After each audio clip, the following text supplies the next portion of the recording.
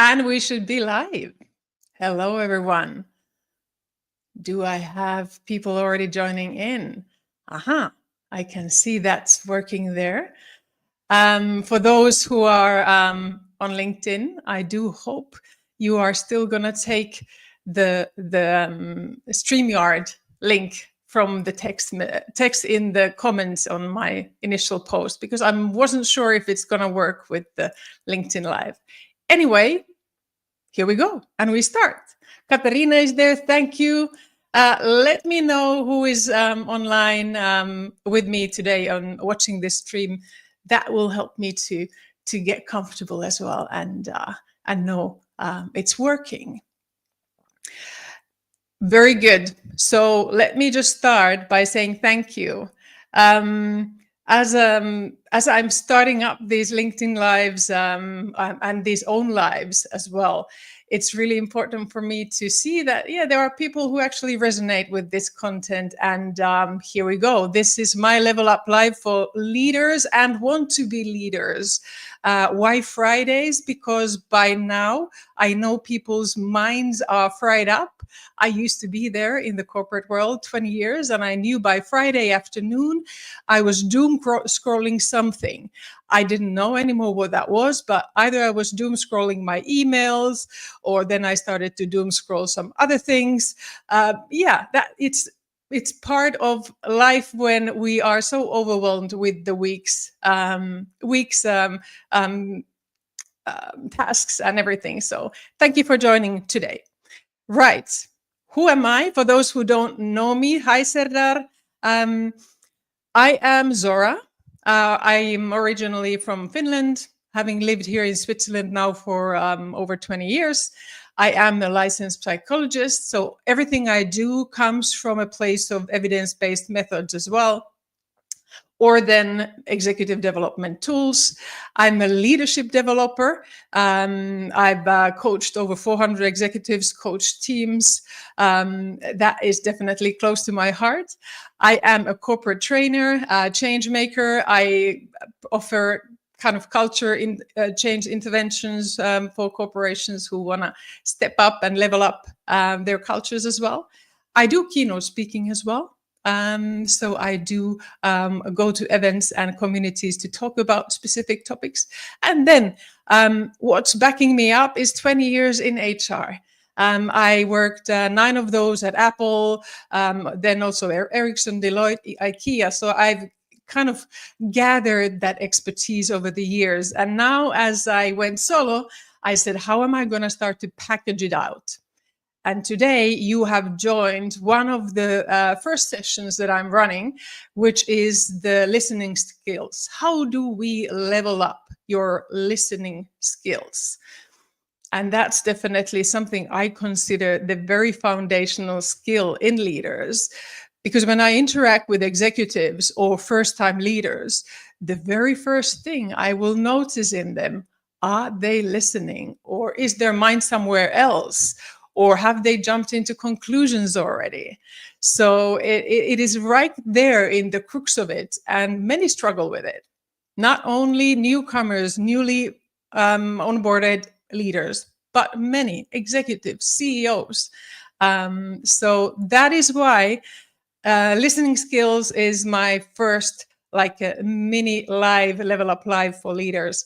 So hope you enjoy this content. And if you do, more to come, go check out my my website, zoralazaro.com /level up. And there are already some new ones coming up for next year. Good. Right. You came here today to learn about how to level up your listening skills. This is what we are going to do today. 3 things. First, we are going to look into the sins of listening. What are the kind of deadly sins of listening that either are painful for the others or a pain for yourself? Then we are going to look into what is the cost of poor listening. Why does this matter? Is this just a soft skill? Or perhaps this can really kind of make companies crumble as well. And third, we will go then also look into, okay, so if we know all this, what's a simple kind of approach to activate ourselves? This is what I do as a psychologist. How do we do behavioral activation? And I will share with you a simple thing that can help to gear you up. And at the end, please stay until the end so you will then see how to use the tool. I'm going to share with you a self-assessment and team assessment tool called Sorry, I Wasn't Listening. In my 20 years of doing HR, I never heard a leader who would say, Zora, help me out with my listening. I really am bad at listening. It's not something that we often either sometimes are aware or are keen to share. So that's definitely the tool will help you. The tool will help you definitely to kind of bring the topic further in a maybe a bit more funnier and easier way. Good, let's go. So before we start, I always tell to my leaders, you know what, you cannot talk about a topic unless you kind of pull your pants down and go vulnerable, butt naked yourself first. So here we go. I confess, I am a recovering kind of critical judge. In my mind, in the early days, the way I listened was to find the flaws in someone's thinking or in the concept, and criticize and see what's missing instead of seeing what's there and help them to feel confident and explore that with an open and curious mind. Now we can start to discuss what was driving me in that, but that's my confession. I've been there. I've done that. And the truth was I wasn't aware.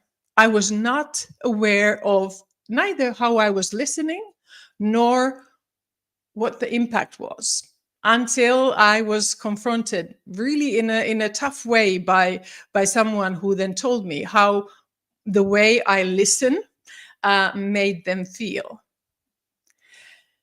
So the 5 sins of listening. We don't listen when we are doing one of these 5 things. And I can share with you openly, I judged. I was critical. I was seeing what was missing. I was not asking questions, staying open, staying curious, but I was judging, right? How many of you are doing the same or have been guilty of one of those? If you have, just write in the chat so I hear which one perhaps might be yours. Maybe judging or zoning out. You take your mobile phone or you are in your emails. You are not present, or your mind is somewhere else, or you ignore the kind of emotional cues that you are getting. So there's a silence or there's body language that is there, and either you ignore it, you are blind to it, or sometimes even executives avoid addressing it. There might be a super strong cue there, a silence, and instead of stopping, pausing, and saying, "What is this?" Executives also jump to the next point. It feels uncomfortable to start digging that out. And judging or then hijack. You ask questions, make comments that actually hijack the conversation to a totally different place. And then that's painful for the others because they have gotten to know you like that, perhaps. And the last one is overrun. You are so kind of impatient to just share your view and almost impose as well. I see Angela say definitely judging, Katerina also sharing the ignoring, judging, and overrun. Here's the thing.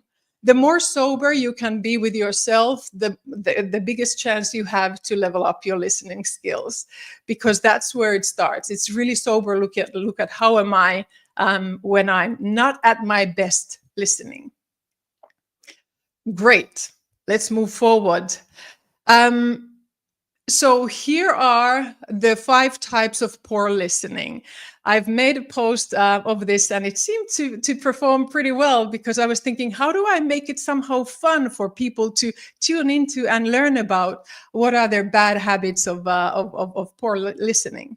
So, as we said, the zone out is the distracted mind, somebody who is not present, who is not tuned in and engaged. Their body language is also telling you that. So whoever is speaking notices this person is not here. And if you are a leader, oh, that's going to cost you. That's going to cost you. Now, the second one, the ignore, is the clueless cue reader. These are the ones who struggle with observing, like what's the tone, what's not being said, who is withdrawing, who is speaking all the time and not letting other people to kind of engage. So they struggle with watching and observing, and sometimes even if they see something, they are scared to kind of address it and act on it. Then the judge is the critical judge, which I am recovering from. They move into kind of, they are these yes butters. Yes, but. I used to do that a lot. Or I had different ways of saying the same thing. They struggle with asking. They struggle to stay open and curious, and then say, you know what? Tell me more about this, and take the mindset of maybe there's a perspective here that I don't have, instead of judging it and closing down. And recap, hijackers, they struggle with kind of helping to summarize and clarify, to align. Instead, they kind of ask questions, make statements, comments that totally hijack the conversation to a rabbit hole with no coming back. And for them, the challenge is really to recap, use their kind of energy to engage, to recap. So am I understanding what you're saying here? This is what your point is, or this is what your idea is about, or can you help me to still clarify this point for me? So that is the fourth one. And the fifth one is where, yeah, you don't even do any of the 4 before, you just overrun and you just blurb out whatever it is, your question, your statement. Usually it's more of a statement than question. And you just say, I think this is crap or great or whatever. And you haven't done the kind of homework in the moment to attend, to watch, to ask, to recap, and then express. And like that, the impact you are creating in your team or whoever you are talking with is really damaging for you and that person. Right. I see here any questions that are bubbling up about this. Or do we see, just write, if you have a question already, you can start writing it in. Happy to touch on that. Great. Then let's move on. So the cost. This is where usually when I talk about listening to CEOs and executives, this is where I start. This is where I start because it has a business impact. If you have disengaged teams because the leaders zone out and don't listen, if you have increasing conflicts because leaders are ignoring the emotional cues in the conversations and are not kind of tuning in and listening and observing them and managing them, if you have stifled innovation because leaders are very quick to judge what is right, what is wrong, what is good, what is bad. If you have derailed discussions because leaders end up hijacking these conversations with other ideas or statements, or not only leaders, but somebody in the conversation as well. If you have poor decision making because the actual conversation was not properly kind of followed through, but was overrun by one person who just stated their view and closed the conversation, there's a business impact on that, on productivity, growth, innovation, and performance. Full stop. So this is not a soft skill as such. This is a business fundamental skill, right?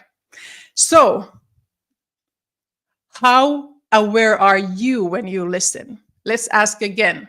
On a scale from 0 to 5, how aware are you? 0, I was not aware of all those things, or 5, you know what? I'm totally in all those 5 areas. I'm fully on, and I know how to listen great. Give me a number between 0 to 5.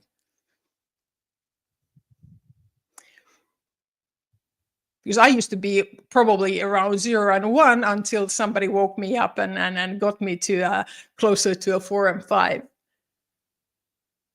A 3, Oksana, thank you. So you are right there. You have a 3. Also, Smriti, thank you as well. So that's great, because now then I will, at the end also this session, I'm going to give you a tool that you can do a proper self-assessment and then kind of start to think, how are you going to move from that 3 to a 5?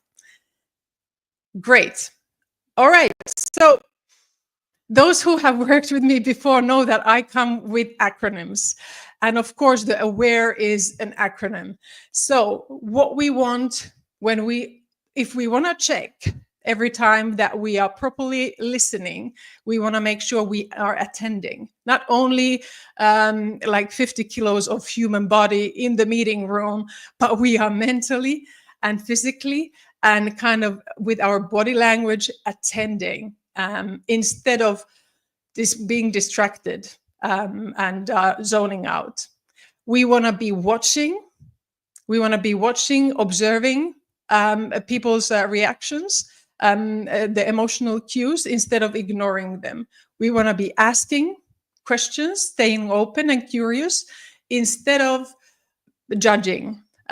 We want to recap and make sure that we clarify and summarize, instead of hijack the conversations. And at the end, we want, when we've done all that, we want to express our thought. And then afterwards, instead of overrun the conversation by not having done the work, right? So this is the AWARE approach to active listening. But like I said, you don't do really, awareness of that doesn't do anything if you don't actually activate yourself with it, if you don't do something with it, right? So as a psychologist, we use a lot of methods to behaviorally activate our teams or clients. And one of them is so-called if and then. So we kind of tie situation. If something happens, then this is the behavior I'm going to commit to demonstrate. And this is how it happens. So let's imagine the judge there. They are very much saying, when there's an idea comes in, they will say, yes, but have you been thinking of this and that? And yes, but this one is not correct. Where did you get those numbers? So if an idea is being said and shared, the behavior that the person will start to practice and train is, instead of saying yes, but, I will say yes, and. My aim is to start to build on those to keep the conversation open. Or somebody who is often zoning out from the meetings could say, you know what, in a meeting, I will put my phone away from the table, to not even have that on it. I will put it in my pocket. Now, many of us know that there, when it vibrates, something, it still comes a reaction. So what do I do then when it vibrates? Well, there's another if then for that as well. And like that, you can start, as you've done your self-assessment, you can start to also check on yourself, like what are the if then kind of activations that you can commit to. My guide for you and my advice to you is, take the easiest first. Make the easiest kind of step commitment first. And when you start to be really mastering that, then go step the level higher. Okay? Great. So If and then is a way to kind of behaviorally activate yourself to start changing and moving from the 3 to the 5. So super good that you are ready to move with that. Good. Right. So we've covered the 5 sins. We've discussed the cost of poor listening. And the 5 types of poor listening.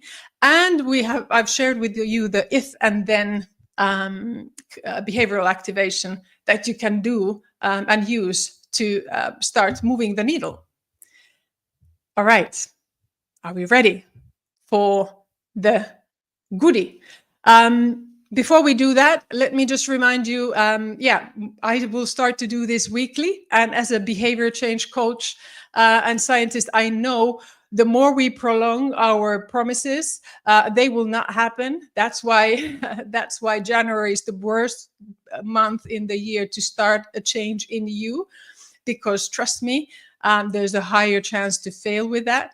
So I've gone already live now with these sessions. So I have 3 before Christmas, and then there is already 3 lined up in the coming in January, and more to come. So please join me there and pick whatever topic suits you and interests you. Would love to see you there as well. All right, now to the gift, as I promised. So as said, in my 20 years, I haven't seen a lot of leaders who would come to me and say, hey, Zora, how can I become a better listener? It's one of the topics. It's almost, it's a bit shameful to admit that you don't really listen, or you zoned out, or overrun a conversation.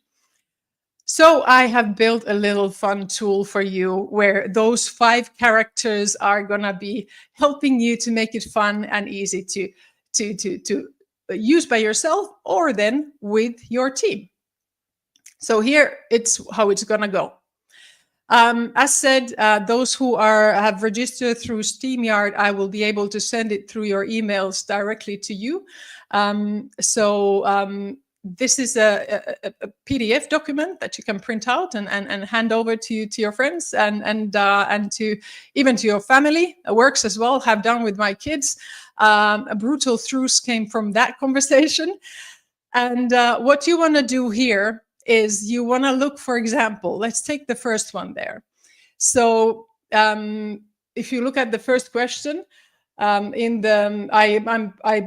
present completely in the conversations without any distractions.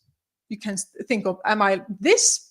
Am I demonstrating this behavior? Or I confess my emails and phone and other things start to distract me. So you always look what's on the left side and what's on the right side. You can't cross both. No, you need to choose. You need to say, even if it hurts, which side of is more me, and will get you into a sober place. And then you go through it's altogether 25 questions, and at the end you will see, okay, what is your sin that you are most guilty of? Like said, mine was the judging. Yours might be something else.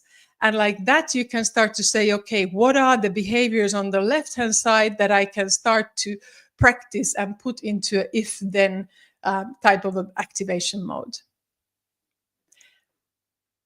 Good. And then let's go to the team one. Now, if you are a leader, and I know there are some people here who might not be a leader, but if you are a leader, this is your chance to be also vulnerable with your team and say, you know what, team, I've done this self-assessment and I know I'm an overrunner. I'm a response cooker. I hijack the conversations.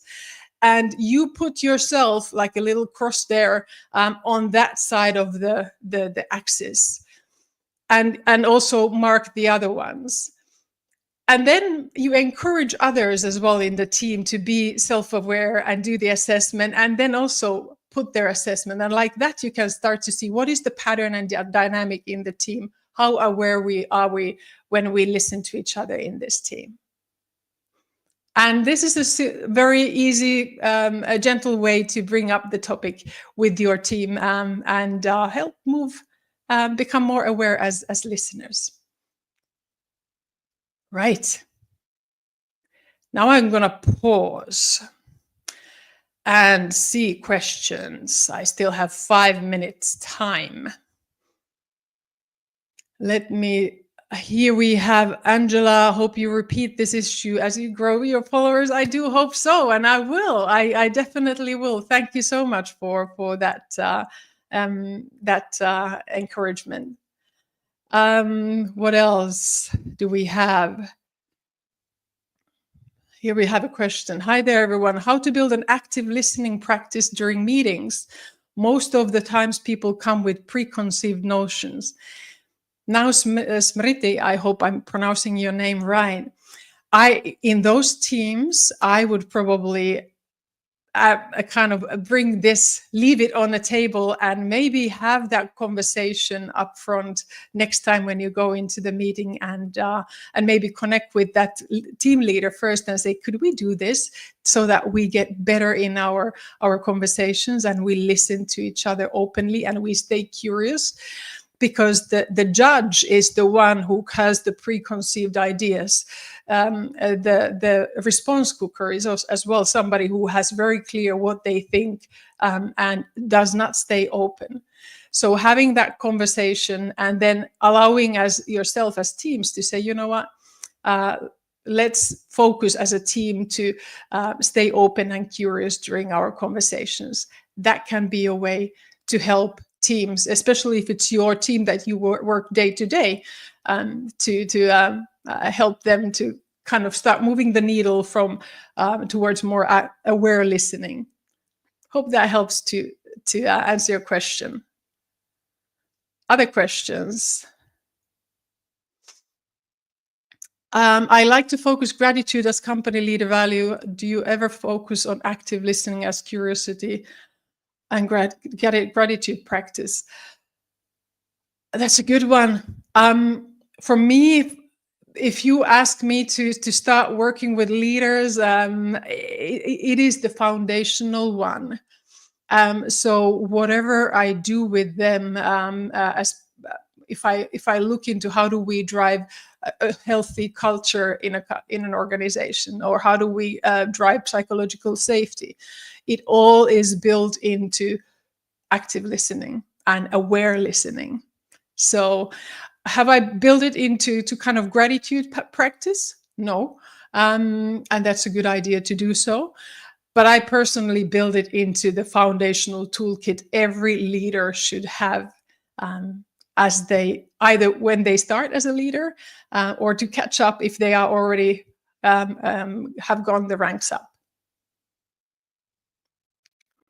Perfect. And yes, like said, those who joined me and registered through StreamYard, I will be able to send it directly to you via email, so you can go and share it with your teams. Okay, there was another question. How can active listening contribute to conflict resolution and build of stronger workplace relationship? Massively. One of the sessions next year is based on what are the 5 conflict types that people have. And that is based on active listening a lot. And how do those 5 types leverage active listening as a tool or as a weapon? So stay tuned, Katarina. I'd love you to join my conflict management session, so you learn how the active listening is being leveraged the best way in the conflict situations. Are there any country-specific differences? Absolutely. You might know the cultural triangle. If not, let me build that for next year as well. There is something called the cultural triangle of intercultural communication, and the different ways, maybe Latin countries to the Nordic ones to the Asian ones interact. and how can we help to listen all of those cultural differences as well. And last one, as we are on spot on the time, what techniques can be employed to improve active listening skills during virtual meetings where physical cues are limited? This is such a good question. How do we help virtual meetings really be an active listening one?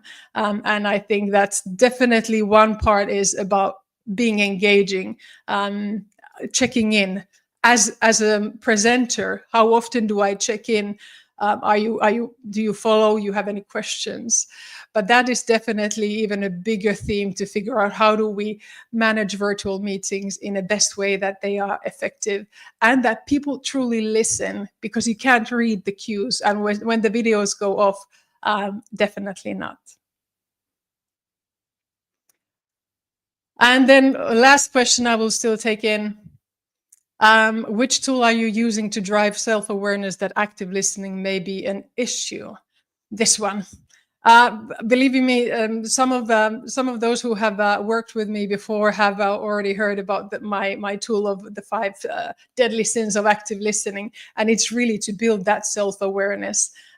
So that is definitely a tool that I've started with. So thank you everybody for joining, and thank you Stefano also for your question as well and joining. Join me next week. We are going to look into did you just hire a toxic leader, and how you can probe through your questions, ask questions to make sure that you are assessing any toxic traits that the person might have. So thank you for this first Level Up Live. Hope to see you next time. Have a great day.